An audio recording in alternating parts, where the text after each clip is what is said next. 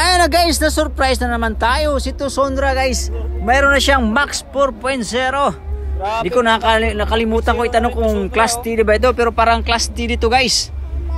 Kasi ang presyo nito ay talagang pang-class. Grabe. So ayan guys, yung video na to guys ay ipapakita ko lang sa inyo. Parang highlights lang kung anong laman loob niya. Complete details. I-zoom natin.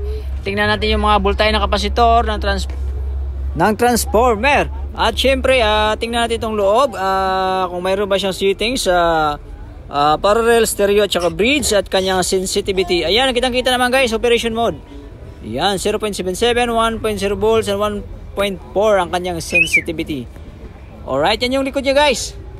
At syempre, bubuksan natin to para makita nyo ang laman sa loob at makita nyo yung mga parts niya. So ayan, right, ito na, nabuksan na natin. At ipapakita ko sa inyo ang kanyang voltahe, no? Meron siyang 135 volts, 90 volts, 45 volts. Ayan, kitang-kita naman sa video guys. Ang kanyang transformer ay BX80-AB. Alright. So, ayan.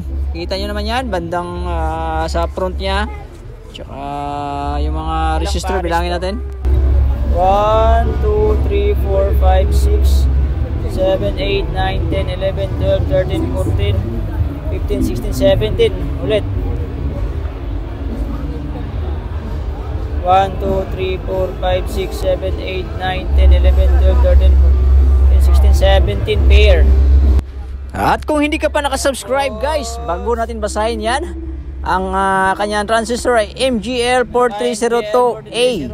Huwag kalimutan i-click ang subscribe button, pag-click ang bell button all para ma-notify kayo sa sunod kong mga videos guys. At siyempre naman, para ganahan sa RTV Tips mag-upload, almost 2 months na tayo walang upload sa video. Sabi ni YouTube, ano ba naman tong tao na to? Hindi na tayo kumikita nito. Ang kanyang capacitor guys, bilangin natin. Ayan, 20 capacitor. 5 times 4 equals 20. Alright.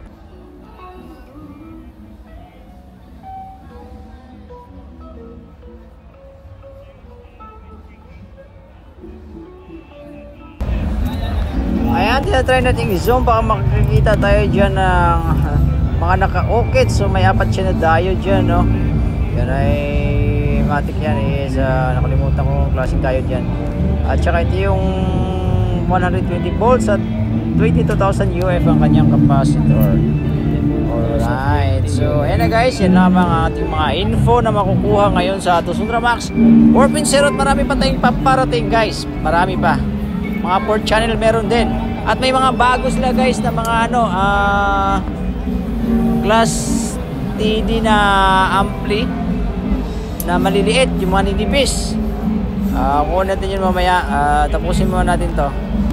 At ayan na, yung board nya CA3U8582-1. So yan, hinahilat sa natin yung loob at pinakita sa inyo. Yan, zoom natin yung copper. Bahala na kayo magsipat yan kung pure copper yan. So matik yan, pure copper yan. Sa laki ba naman yan, mahal yan eh. Tucson-Ra Max 4.0.